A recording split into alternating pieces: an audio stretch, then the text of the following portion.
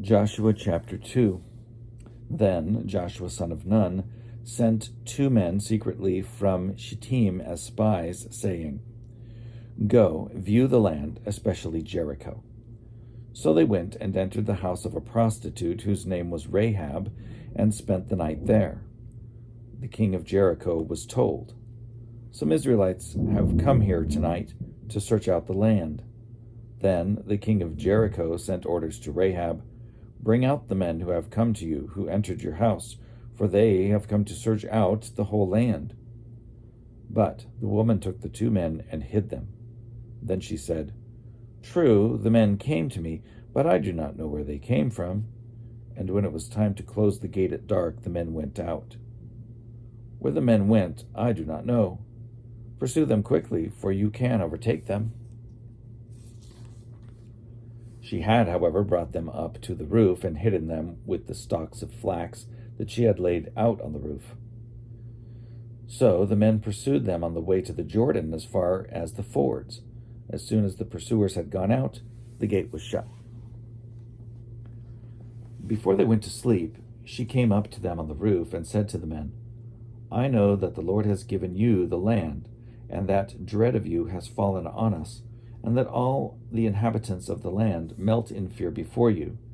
For we have heard how the Lord dried up the water of the Red Sea before you when you came out of Egypt, and what you did to the 2 kings of the Amorites who were beyond the Jordan, to Sihon and Og, whom you utterly destroyed. As soon as we heard it, our hearts melted, and there was no courage left in any of us because of you. The Lord your God is indeed God in heaven above and on earth below. Now then, since I have dealt kindly with you, swear to me by the Lord that you in turn will deal kindly with my family. Give me a sign of good faith that you will spare my father and mother, my brothers and sisters, and all who belong to them, and deliver our lives from death." The men said to her, "Our life for yours. If you do not tell this business of ours, then we will deal kindly and faithfully with you when the Lord gives us the land." Then she let them down by a rope through the window, for her house was on the outer side of the city wall, and she resided within the wall itself. She said to them, "Go toward the hill country so that the pursuers may not come upon you. Hide yourselves there 3 days until the pursuers have returned. Then afterward you may go your way."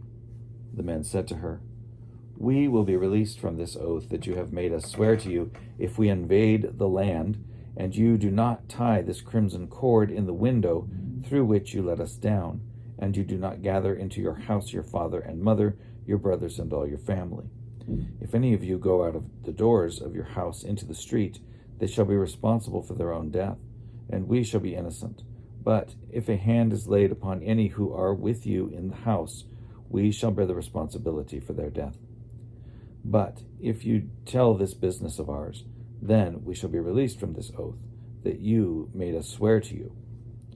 She said, "According to your words, so be it."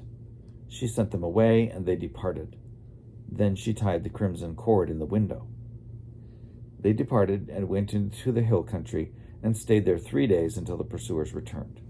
The pursuers had searched all along the way and found nothing. Then the 2 men came down again from the hill country. They crossed over, came to Joshua son of Nun, and told him all that had happened to them. They said to Joshua, "Truly the Lord has given all the land into our hands. Moreover, all the inhabitants of the land melt in fear before us."